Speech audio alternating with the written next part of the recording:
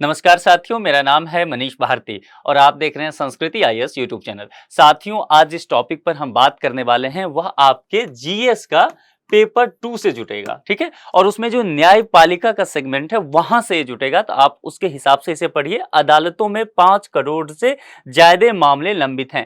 भारतीय न्यायपालिका को लेकर के कहा जाता रहा है कि यहाँ पर केसों का बोझ काफी है और कहते हैं ना कि यदि न्याय देर से किसी को मिले तो वह न्याय मिलने जैसा नहीं हो जाता है। तो इसी सब संदर्भ में हम बात करेंगे। आपको ध्यान ये भी रखना है कि हर लेक्चर में जैसा आप लोग का ही डिमांड होता है कि प्रश्न का भी प्रैक्टिस कराया जाए, तो इसमें भी एक प्रश्न रहेगा और वह प्रीलिम्स के स्तर का रहेगा। तो ध्यान से सुनना है, आखिरी में हम उसे लेकर के उस प्रश्न को सॉल्व करेंगे और वह इसी लेक्चर से होगा, ठीक है। और जवाब जैसा कि मैं नहीं देता हूं, आप लोग को ही देना है, तो और भी ध्यान से उसे देखना पड़ेगा। उससे पहले एक सूचना है आपके लिए, और सूचना यह है कि नया फाउंडेशन बैच स्टार्ट होने वाला है। इसमें प्रीलिम्स और मेंस दोनों ही सेगमेंट की पूरी पढ़ाई कराई जाएगी। हाइब्रिड कोर्स है। हाइब्रिड कोर्स कहने का तात्पर्य यह हुआ कि ऑफलाइन यानी कि कक्षा में आकर के आप इसे ले सकते हैं और ऑनलाइन भी इसकी पढ़ाई आप कर सकते हैं। इसकी जो तारीख रखी गई है वह 3 अगस्त, यहां आप देख रहे हैं, और वक्त रखा गया है शाम का 6:30 पे, ठीक है। दूसरी एक और बात है कि वे लोग जो ऑप्शनल सब्जेक्ट पढ़ना चाहते हैं, या तो इतिहास से या भूगोल से, ध्यान देना है, 2 ऑप्शनल सब्जेक्ट की शुरुआत हो रही है। एक का हिस्ट्री का जो है 24 जुलाई रखा गया है और सुबह का 8:30 बजे से यह स्टार्ट होगा। अखिल मूर्ति सर जो कि वैकल्पिक विषय पढ़ाते हैं हिस्ट्री का, उनके द्वारा कराया जाएगा। और ज्योग्राफी का वैकल्पिक विषय जो है 26 जुलाई से इसकी शुरुआत हो रही है सुबह के 8:30 बजे से, और इसमें जो है कुमार गौरव सर आपको इस खंड को लेकर के आगे बढ़ेंगे। ध्यान देना है कि इसका जो निःशुल्क कार्यशाला जो है वह स्टार्ट होगा पहले दिन से, और यहाँ ज्योग्राफी में भी यही होने वाला है, ठीक है। तो यदि इस संदर्भ में आपको कोई भी जानकारी चाहिए तो यहाँ कॉन्टैक्ट नंबर दिया गया है, संस्कृति आईएएस का वेबसाइट दिया गया है। अधिक जानकारी के लिए आप वेबसाइट पे विजिट कर सकते हैं, वहां कॉन्टैक्ट नंबर होगा। हमारी टीम से आप कॉन्टैक्ट करके और विस्तृत जानकारी लेकर के अपना सीट जो है पुख्ता यहां पर करवा सकते हैं। चलिए अब हम चर्चा की तरफ बढ़ते हैं, और यहां पर मुद्दा है भारतीय अदालतों में 5 करोड़ से ज्यादा मामले लंबित हैं, जिसको लेकर के बातें की गई है। यह कहां से आया मामला, उसके संदर्भ में देखिए कि संसद में अभी जैसा जानते हैं कि मानसून सत्र चल रहा है, ठीक है। तो मानसून सत्र में लिखित जवाब में सरकार ने बताया है पार्लियामेंट को कि विभिन्न अदालतों में लंबित मामलों की संख्या अब 5 करोड़ के पार पहुंच गई है। लंबे समय से यह कहा जाता रहा है कि भारत में न्यायपालिका की स्थिति बहुत अच्छी नहीं है, न्याय जो है बहुत देर से मिल रहा है। ऐसे केस हैं जो 30-30 साल से लंबित पड़े हुए हैं। इस स्थिति में जहां बात की जाती रही है कि केसों का अंबार जो है उसे कम किया जाए, त्वरित न्याय किया जाए, ऐसी सुविधाएं डेवलप की जाए, लेकिन उसके जगह पर यह देखा जा रहा है कि सरकार पार्लियामेंट में खड़ी होकर के जनता के समक्ष ये बात रखती है कि 5 करोड़ से ज्यादा लंबित मामला हो गया है। अब अपने आप में ही यह बहुत चिंताजनक स्थिति भारतीय न्यायपालिका के समक्ष हो गया है। अब यहां पर भारतीय न्यायपालिका की संरचना हमारे लिए जान लेना थोड़ा सा जरूरी रहेगा कि आखिर क्या ऐसा है कि इतना केस हो गया है, तो संरचना क्या है कि इसमें इतनी समस्या आते नजर आ रही है। अब देखिए, अगर हम देखेंगे तो भारतीय न्यायपालिका कई लेवल पे इसे आपको समझना पड़ेगा। शुरुआत हम करते हैं अधीनस्थ अदालत से। अधीनस्थ अदालत जो होता है तहसील या जिला स्तर का ये होता है। इसमें सिविल और क्राइम यानी कि जमीन जायदाद के जो मामले होंगे, पारिवारिक जो मामले होंगे वह सब भी, और क्रिमिनल केसेस जो होंगे इससे संबंधित, दोनों ही से संबंधित मामले देखे जाएंगे। और जिला अदालत की जब बात करेंगे तो यह डिस्ट्रिक्ट में होता है। प्रत्येक डिस्ट्रिक्ट जो है भारत का उसमें एक जिला अदालत होगा, और यहाँ पर निचली अदालतों के खिलाफ जो अपील की चीजें आती है वह यहाँ पर देखा जाता है। और यहाँ पर भी सिविल हो या क्रिमिनल केसेज हो, जो भी गंभीर आपराधिक मामले हो, उसका यहाँ पर देखा जाता है। उसके बाद हाईकोर्ट की बात करते हैं, और हाईकोर्ट जो होता है अमूमन, यहाँ पर एक शब्द आपको ध्यान में रखना है कि मैंने अमूमन कहा है कि जितने भी राज्य होंगे उसकी राजधानी में या उस राज्य में एक हाईकोर्ट होगा। लेकिन यह हार्ड एंड फास्ट रूल नहीं है। कई ऐसे राज्य हैं जिन्हां पर 2 राज्यों को मिला करके या 2 से अधिक राज्यों को भी मिला करके एक हाई कोर्ट है, और कई ऐसे राज्य हैं जिसकी राजधानी में हाई कोर्ट नहीं है, कहीं और है। जैसे कि एक मैं आपको उदाहरण देता हूं उत्तर प्रदेश का, तो उत्तर प्रदेश की राजधानी कहां है? लखनऊ, लेकिन इसका हाई कोर्ट कहां है? प्रयागराज, यानी कि इलाहाबाद की बात की जा रही है। ठीक है, तो ये आपको ध्यान में रखना है। ठीक है, तो यहां पर समझिए, हाई कोर्ट की जब बात की जाएगी तो निचली अदालत के जो फैसले होंगे उसके खिलाफ जो अपील होगा, उस अपील की सुनवाई कहां होगी? हाई कोर्ट में। और संविधान की जो मूलभूत बातें होंगी, जहां पर संवैधानिक अधिकारों की बातें आएगी, उन बातों को भी हाई कोर्ट देखा करती है। राज्य सरकार के जो मामले आते हैं वह भी हाई कोर्ट में पहुंचता है, और निचली अदालत यानी कि अधीनस्थ अदालत और जिला अदालत पर जो नियंत्रण संबंधी बातें आती है, वहां के प्रशासनिक चीजों की देखरेख भी होती है, तो वह भी क्या करती है? हाई कोर्ट करती है। अब हाई कोर्ट से ऊपर मामला बढ़ता है सुप्रीम कोर्ट, जो देश का सर्वोच्च न्यायालय होता है। ठीक है, अब सुप्रीम कोर्ट की जब बात करेंगे तो जैसा कि मैंने पहले ही कहा कि ये कोर्ट से संबंधित जो है एक तरह के प्रशासनिक इकाई की भी देखरेख करती है, और निचली अदालत के जो भी फैसले होंगे यानी कि हाई कोर्ट वगैरह से जो भी मामला आएगा अपील का, वह सुप्रीम कोर्ट यहां पर विचार करेगी, और हाई कोर्ट से जो केसों का ट्रांसफर भी होगा वह सुप्रीम कोर्ट में होगा। यहां पर सुप्रीम कोर्ट एक और काम करती है, वह स्वतः संज्ञान किसी मामले पे लेती है।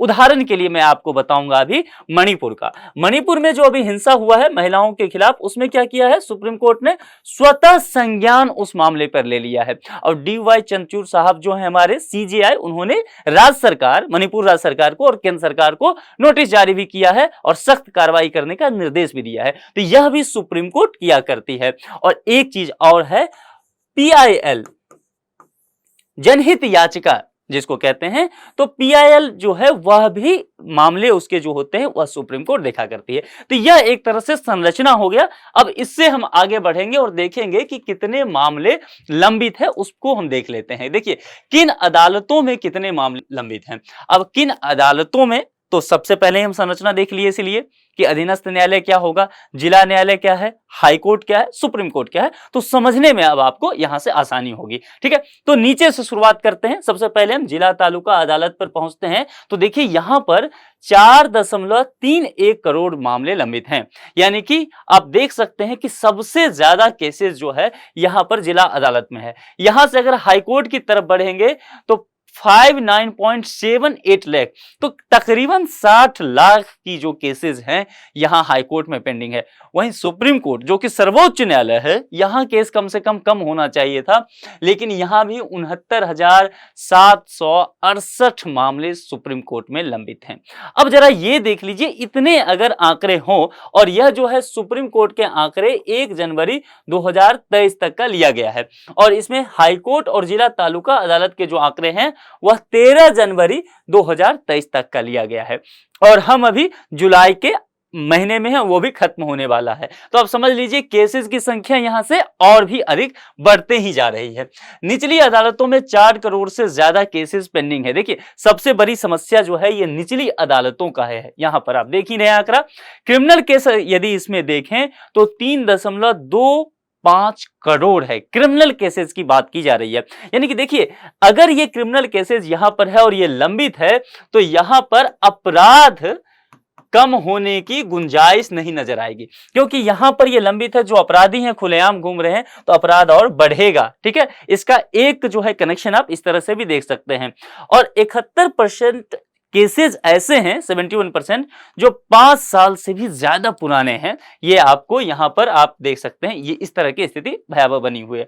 सिविल केसेस की जब बात करेंगे तो यहां पर 1.09 करोड़ है, और 73% केस जो सिविल केसेस के हैं वह 5 साल से ज्यादा पुराना है। यानी कि जो आम नागरिक है, ग्रामीण स्तर का नागरिक है, उसे उम्मीद होता है कि वह जिला अदालत चला जाए। ठीक है, सबसे निचली अदालत जाता है, क्योंकि हाई कोर्ट और सुप्रीम कोर्ट में ज्यादा मामले जो हैं वो सरकार के ही हैं, विभिन्न मंत्रालय के, विभिन्न विभाग के, या PIL जैसा मामला पहुंचा हुआ है या अपील करके पहुंचा है मामला। लेकिन यहां पर जो है तहसील स्तर के जो अदालतें हैं, यहां पर आम नागरिक जो साधारण केसेस होते हैं, मतलब समझ लीजिए कि रोजमर्रा में जीवन जीने वाले आम नागरिक, उनके केसेस ज्यादा होते हैं। और वहां यदि स्थिति इस तरह से भयावह रहती है तो लोगों क्या क्या होता है कि न्याय व्यवस्था से विश्वास धीरे धीरे टूटने लग जाता है। और कितने समय से लंबित है मामले, जरा देख लेते हैं अदालतों में कितने सालों से कौन कौन सा केस पेंडिंग है, कितनी संख्या उनकी है, इसको देखेंगे। देखिए इधर जो है साल लिखा हुआ है कि 0 से 1 साल तक के कितने मामले हैं हाई कोर्ट में और कितने जिला तालुका अदालत में हैं। जैसे यहाँ पर 30 साल से ज्यादा की कितने मामले हाई कोर्ट में हैं और कितना यहाँ, इसको देखेंगे। 0 से 1 साल के देखिए तकरीबन 10.34 लाख हाई कोर्ट में केसेज हैं। इसकी संख्या 0 से 1 साल की है, यानी कि 1 साल तक की केसेज हैं। और जिला तालुका अदालतें देखेंगे तो 1.11 करोड़ मामले ऐसे हैं जो 1 साल तक के हैं। इसी तरह से बाकी मामले हैं। और यहां पर देखिए 30 साल से ज्यादा के मामले कितने हैं, तो 0.73 लाख मामले ऐसे हैं जो कि 30 साल से भी अधिक पुराने हैं और केवल हाई कोर्ट में हैं, ध्यान देना है। वहीं पर अगर बात करें जिला तालुका अदालतें में 30 साल से पुराने मामले कितने हैं, तो 1.15 लाख केसेज ऐसे हैं। अब जरा समझ सकते हैं कि स्थिति कितनी भयावह है। 30 साल से पुराना मामला है, अभी तक उसका कोई समाधान नहीं हो पाया है। यहां पर देखिए हाईकोर्ट में 10 साल से सबसे ज्यादा लंबित मामलों की संख्या कहां कहां बना हुआ है, उसको देख लेते हैं। ये 10 साल से लंबित मामले में देखिए यहां पर डिफरेंट हाई कोर्ट्स यहां लिखा गया है। इलाहाबाद हाई कोर्ट है जहां पर सबसे ज्यादा मामले हैं, यहां देख लिए 3,96,014 मामले ऐसे हैं जो 10 साल से लंबित हैं। इलाहाबाद हाई कोर्ट की बात की जा रही है, यानी कि उत्तर प्रदेश राज्य की बात की जा रही है। मैंने बताया भी था कि वहां राजधानी में नहीं है, इलाहाबाद में वहां पर है, ठीक है। कलकत्ता हाई कोर्ट की स्थिति देखिए, मध्य प्रदेश, ऐसे ही राजस्थान, बॉम्बे, पंजाब, उत्तराखंड। दिल्ली हाई कोर्ट देखेंगे तो 13,050 केसेज ऐसे हैं जो 10 साल से भी पुराना है। पटना हाई कोर्ट जो है 29,880। ओडिशा हाई कोर्ट 33,363 केसेज ऐसे हैं जो 10 साल से अधिक पुराने हैं। यहां पर यह प्रश्न आता है ना कि अदालत में मामला लंबित क्यों है। केस होता है, अदालत लोग पहुंचते हैं तो त्वरित न्याय मिल जाना चाहिए, फिर इतना मामला लंबित है क्यों। और दिनों दिन ये बढ़ता ही जा रहा है। तमाम तरह की कोशिशें हो रही है लेकिन इसके बावजूद भी समस्या कम होने का नाम नहीं ले रहा है। तो क्या आखिर मामला है, कुछ बातें हम समझते हैं। देखिए सबसे पहली चीज जो है, जो पर्याप्त संख्या में जजों की संख्या हमारे पास नहीं उपलब्ध है। और न्यायिक व्यवस्था से जुड़े हुए जो प्रशासक होते हैं, न्यायिक प्रशासक कोर्ट वगैरह में काम करने के लिए, केसेस के फाइल्स वगैरह होते हैं उस पर काम करने के लिए, वहां भी बहुत अधिक रिक्तियां हैं। तो जब व्यक्ति ही नहीं रहेगा, संसाधन ही हमारे पास मौजूद नहीं रहेगा तो कामकाज कैसे होगा, ठीक है। और अदालत के कर्मचारियों और कोर्ट के जो इंफ्रास्ट्रक्चर है, जो संसाधन है, उसमें बहुत अधिक कमी है। आधारभूत संरचना आप देखेंगे, कभी आपको मौका लगे तो आप जिला अदालत में जाके देखिए, या विभिन्न फिल्मों को देखते होंगे तो जिला अदालत के जब आप सीन देखते होंगे तो आपको बड़ी अजीब सी स्थिति लगती होगी। फाइलों का ढेर लगा हुआ है, पुराना कोई मकान है, जज बैठे हुए हैं साइड में, कुर्सियां टूटी हुई। अब इस इंफ्रास्ट्रक्चर के साथ बहुत ज्यादा काम करने की उम्मीद भी नहीं की जा सकती है। मामलों के निपटान के लिए संबंधित अदालतों द्वारा निर्धारित समय सीमा का ना होना है। यह तय ही नहीं किया गया है कि कितने समय में हम इस केस को एक तरह से निष्कर्ष तक ले जाएंगे। जैसा कि मैंने कहा कि 30 साल से पुराने केसेस जो हैं वो लाखों में है। हाई कोर्ट की बात हम अभी देखें, विभिन्न हाई कोर्ट में यह मामला लंबित है। जो 10 साल से हैं वो तो कई लाखों में है। तो समय सीमा हमने तय नहीं किया गया है। कोर्ट में बस मामला आया और सुनवाई टलता रहा, तारीख पे तारीख। फेमस एक सनी देओल का डायलॉग भी है ना कि तारीख पे तारीख, तारीख पे तारीख चलती रहती है और यहां पर न्याय नहीं मिलता है। तो कुछ ऐसा ही मामला रहता है, सुनवाई टलता रहता है। लंबित जो मामले हैं, 10 साल से लंबित हैं, 30 साल से लंबित मामले हैं, कई बार तो पता ही नहीं चलता कितने साल से क्या चल रहा है कोर्ट में। तो ट्रैकिंग करने का भी कोई हमारे पास बहुत ठोस व्यवस्था नहीं है। यहां पर बार हो गया या जो जांच एजेंसियां हो गया, गवाह हो गया, वादी या प्रतिवादी पक्ष हुआ, जो भी, उसका अपेक्षित सहयोग भी अदालतों को या वकीलों को कई बार नहीं मिलता है, या फिर जो न्यायिक अफसर हैं उन्हें नहीं मिलता है। और फिर इससे मामला जो है लंबे समय तक लंबित रह जाता है। यदि पुलिस, वकील और जांच एजेंसियों की बात करें तो पुलिस का काम है कि जांच करके न्यायालय को आप सपोर्ट कीजिए, साक्ष्य प्रस्तुत कीजिए। वकील वहां तर्क करते हैं, लेकिन उसका भी जब अपेक्षित सहयोग न्यायपालिका को नहीं मिलता है तो कई बार न्यायपालिका मजबूरी बस जो है अगला तारीख देते रहती है। नेशनल जुडिशियल डेटा ग्रिड की एक रिपोर्ट आई थी और जिसमें कहा गया था कि देश में लंबित मामलों में 61,57,268 ऐसे हैं जिनमें वकील ही पेश नहीं हो रहे हैं और 8,82,000 ऐसे केस हैं जिसमें केस करने वाले और विरोधी पक्ष ने कोर्ट आना ही अब छोड़ दिया है। देखिए, इसमें दो चीजें हो सकती है, या तो वो जब कोर्ट में केस किए हों तो बाहर सेटलमेंट हो गया हो जिसकी जानकारी कोर्ट को नहीं हो, मैंने पहले कहा ट्रैकिंग करने की भी सुविधा नहीं है। दूसरी बात है कि वो उम्मीद छोड़ चुके हों। जब 10 साल मामला हो जाता है, आदमी दूसरे शहर चला गया, किसी कामकाज में इन्वॉल्व हो गया, उसे अब न्याय की उम्मीद ही नहीं रही, तो फिर वह न्यायपालिका जाना बंद कर देता है। तो यह मसला ऐसे भी यहां पर देखना होगा, इस एंगल से भी। कोर्ट में सबसे ज्यादा जो लंबित मामलों में केंद्रीय मंत्रालय का एक पक्ष है, और जहां पर भी केंद्रीय मंत्रालय एक पक्ष हो जाता है ना, वहां पर फिर बहुत ज्यादा डिले होता है। केंद्रीय मंत्रालय के जो टॉप 5 मिनिस्ट्री या डिपार्टमेंट्स हैं, उनके केसेस कितने हैं जरा इस पर नजर डालते हैं। क्योंकि यहां पर जब होता है, इनके सेक्रेटरी को जाना पड़ता है वहां, कई बार हाई कोर्ट जाना पड़ता है, वहां पर जो तहसील अदालतें हैं वहां जाना पड़ता है, और ये टाइम पास करते रहते हैं। कई बार कहते हैं ठीक है अगली डेट पे पहुंचेंगे, कई बार कागजात नहीं मिलता है, तो इसमें मामले जो है लंबित रह जाते हैं। टॉप 5 सेंट्रल गवर्नमेंट की स्थिति देखते हैं कि किस किस मंत्रालय का क्या क्या कितना केसेज है। देखिए, फाइनेंस मंत्रालय का देखिए, यानी कि वित्त मंत्रालय की बात जब हम करेंगे, यहां पर अच्छा कलर देख लीजिए, ये जो रेड है ये टोटल केसेस हैं, ओके, किसी भी मिनिस्ट्री या डिपार्टमेंट्स का। और ये जो है आपका ये पिंक वाला थोड़ा दिख रहा है, ये हाई कोर्ट है, और ये जो कलर आपको दिख रहा है डार्क का, ये डिस्ट्रिक्ट और सेशन कोर्ट की बात की जा रही है। अब फाइनेंस मिनिस्ट्री की देखते हैं, तो फाइनेंस मिनिस्ट्री के जो टोटल केसेस हैं यहां पर देख लीजिए, हाई कोर्ट और डिस्ट्रिक्ट और सेशन कोर्ट को जोड़ करके वह 64,270 है, जिसमें से 62,037 केसेस ऐसे हैं फाइनेंस मिनिस्ट्री के जो कि हाई कोर्ट में हैं। अब देख लीजिए वित्त मंत्रालय का कितना केसेज है, भारत के डिफरेंट हाई कोर्ट्स में ये होगा, और यहां पर 2,333 केसेस जो हैं वो डिस्ट्रिक्ट और सेशन कोर्ट में है। इसी तरह से लेबर मिनिस्ट्री का, रेलवे का, डिफेंस का, होम अफेयर्स का जरा मामला देख लीजिए।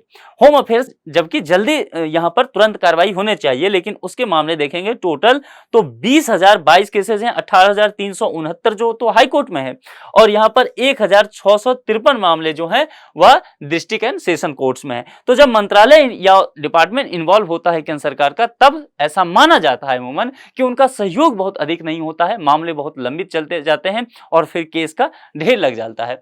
अदालतों में लंबित मामलों में लगने वाले समय देखिए, यहां पर वर्ष 2016 में कानून पर काम करने वाली एक संस्था है, उसका नाम है दक्ष। इसने अदालतों में जो लंबित मामले थे उसको लेकर के एक रिसर्च किया था। उस रिसर्च के बाद इस संस्था ने कहा कि अलग अलग अदालतों में लंबित 40 लाख से ज्यादा मामलों के आधार पर इसने एक रिपोर्ट जारी किया था। उस रिपोर्ट में इसने कुछ बातें लिखी थी। क्या कहा गया था? इस आधार पे यह संस्था अनुमान लगाई कि आपका कोई केस किसी हाई कोर्ट में जाता है तो उसका निपटारा होने में करीब 3 साल और 1 महीने का वक्त लगता है। एक एवरेज टाइम ड्यूरेशन ये बताया है दक्ष संस्था ने, ठीक है। वहीं अगर मामला जिला और तालुका अदालत में पहुंच जाता है तो उसे निपटने में 6 साल तक का समय लग सकता है, ठीक है। मामला सुप्रीम कोर्ट में जाता है, देखिए जरा यहां पर, तो 13 साल तक का समय लग सकता है। अब देखिए अपने आप में कितनी भयावह स्थिति है। कोई व्यक्ति जो है अगर जिला तालुका अदालत में पहुंचे, वहां कोई मामला दे, 6 साल यहीं लग गया इसका, उसके बाद वो हाई कोर्ट अपील करके पहुंचता है, 3 साल यहीं लग गया, 6 3 9 सुप्रीम कोर्ट में पहुंचा, 13 साल। देख लीजिए स्थिति, कैसे वो 22-23 साल तक लगा रहेगा। पूरा जीवन तो अदालत का चक्कर करते हुए निकल जाएगा और खर्च आएगा वो अलग। तो क्यों व्यक्ति जाएगा अदालत में? न्यायपालिका से कैसे नहीं विश्वास उठेगा? तो ये मामला यहाँ फंसा हुआ है। लंबित मामलों में लगने वाले समय को कम करने के लिए आवश्यक कुछ सुझाव भी दिए गए हैं। सुझाव में सबसे पहला सुझाव तो यही है, जैसा कि कमी क्या है, तो कमी था कि जजों की संख्या बहुत अधिक नहीं थी, तो जजों की संख्या में वृद्धि कर दीजिए। प्रशासनिक अधिकारी जो है न्यायपालिका से संबंधित, उनकी संख्या बहुत कमी है, रिक्तियां बहुत अधिक है, तो रिक्तियों को फुलफिल कर दीजिए। आप लोगों को लाइए, ह्यूमन रिसोर्सेज दीजिए, बाकी जो इंफ्रास्ट्रक्चर की कमी है उस इंफ्रास्ट्रक्चर को डेवलप कर दीजिए, काम खुद हो जाएगा। यानी कि जो कमियां हैं उन कमियों को दूर कर लीजिए, बाकी काम हो जाएगा। वही सुझाव में आया होगा। देखिए कई बार आपके पास जवाब मेंस में नहीं होगा लिखते हुए, तो जवाब इस हिसाब से भी आप ढूंढ सकते हैं, ठीक है। जो समस्या है उस समस्या का जो निवारण हो सकता है वो एक पॉइंट हो जाएगा आपके लिए समाधान में। लॉ कमीशन ने अपनी 120वीं रिपोर्ट में सिफारिश की थी कि हर 10 लाख लोगों पर 50 जज होने चाहिए, जो कि अभी नहीं है। लोक अदालतों और ग्राम न्यायालयों की स्थापना करेंगे। देखिए अगर इस तरह का वैकल्पिक सुविधा आप देंगे लोगों को, न्याय देने का, तो यहाँ पर त्वरित न्याय भी मिल सकता है और अदालतों में जो इतना केस लंबित हो गया है उसकी संख्या में भी कमी आने की पूरी गुंजाइश बन जाएगी। मामलों के समाधान के लिए समय सीमा तय करने की बात कीजिए। आप तय कीजिए कि इस तरह का सिविल केसेस है, इसमें भैया हम आपको 5 महीने के अंदर न्याय कर देंगे, तो त्वरित कार्रवाई उसको कीजिए। क्रिमिनल केसेस हैं, तय कीजिए कि 3 महीने के अंदर काम कर देंगे, ठीक है, टालते नहीं रहना है। और अखिल भारतीय न्यायिक सेवा की स्थापना करने की बात लंबे समय से की जाती रही है, कभी डिटेल से इस पर बात करेंगे क्योंकि ये अपने आप में एक लंबा टॉपिक है। जैसे यूपीएससी है तो प्रशासनिक सेवा के लिए है, वैसे ही बात की जाती है कि न्यायिक सेवा ऐसे ही बनाया जाए देश स्तर पर, लेकिन ऐसा अभी तक नहीं हो पाया है। कॉलेजियम के द्वारा अभी नियुक्तियां होती है, कॉलेजियम को कई बार मैंने पढ़ाया भी है, फिर से हम कभी चर्चा करेंगे डिटेल से इस पे। जजों की योग्यता और गुणवत्ता में भी इससे सुधार आने की बातें की जा रही है। विभिन्न विधि विशेषज्ञ ऐसा कह चुके हैं, भारत सरकार भी करने को तैयार है, लेकिन सुप्रीम कोर्ट को इस मामले को लेकर के थोड़ा सा शंका है, तो मामला उसी पर फंसा हुआ है।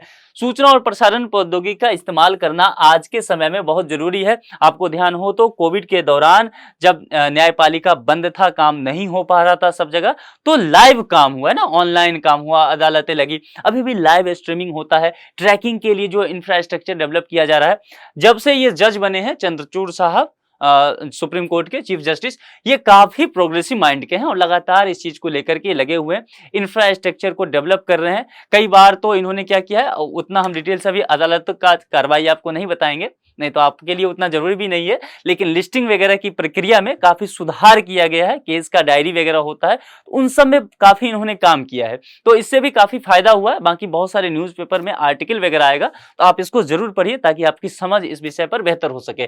खंडपीठों के माध्यम से उच्च न्यायालय के कार्यों का विकेंद्रीकरण किया जाना चाहिए। जैसे कि मान लीजिए इलाहाबाद में है तो एक उसका खंडपीठ आप लखनऊ में कर दीजिए, गोरखपुर में कर दीजिए, तो वहां के मामले जो हैं वह विकेंद्रीकरण होगा, डिसेंट्रलाइजेशन उसका हो जाएगा, तो केसेस बाकी जगह बढ़ जाएंगे, तो वहां के लोगों को सुविधा होगा। यह भी अपने आप में एक विशाल टॉपिक है, इसके बारे में ना थोड़ा सा पढ़िए, क्योंकि इंटरेस्टिंग टॉपिक है। हमारे लिए इतना मुमकिन नहीं है कि कम समय में आपको बताएं, लेकिन कभी चर्चा करेंगे इस पे।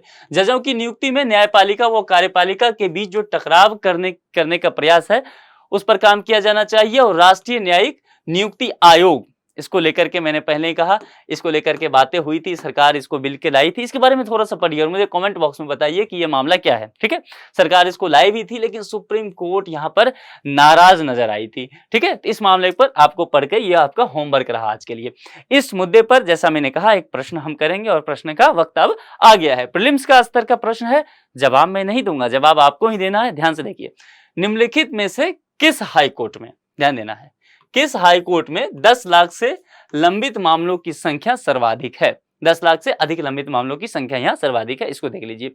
4 विकल्प है, Allahabad high court, Delhi high court, Calcutta high court और मद्रास हाईकोर्ट। इस 4 में से जो भी अच्छा आपको लगे, अच्छा मतलब कि सही विकल्प लगे, उसका जवाब जो है कमेंट बॉक्स में लिख के दीजिए। आप में से अधिकांश तो लोग सही जवाब दे भी रहे हैं, ये अच्छी बात है, लगातार आप प्रयास और भी करते रहें। देखिए जैसे प्रश्न नहीं आया ना, लेक्चर में ही इसका जवाब होगा, तो पलट के जाइए, दोबारा से लेक्चर को देखिए, उस स्लाइड में उसका जवाब होगा। उससे क्या होगा कि थोड़ा अच्छा से आपका पकड़ बनेगा, आप समझ पाएंगे कहाँ क्या चीजें हैं। तो इस लेक्चर में इतना ही रखते हैं। मैं उम्मीद करता हूं कि जितने भी पहलुओं को हमने छुआ है वह आपके पठन पाठन को समृद्ध करने में सहायक सिद्ध होगा। दूसरे लेक्चर में किसी दूसरे मुद्दे के साथ आपसे हम फिर मुलाकात करेंगे। अपना ख्याल रखिए। Thank you.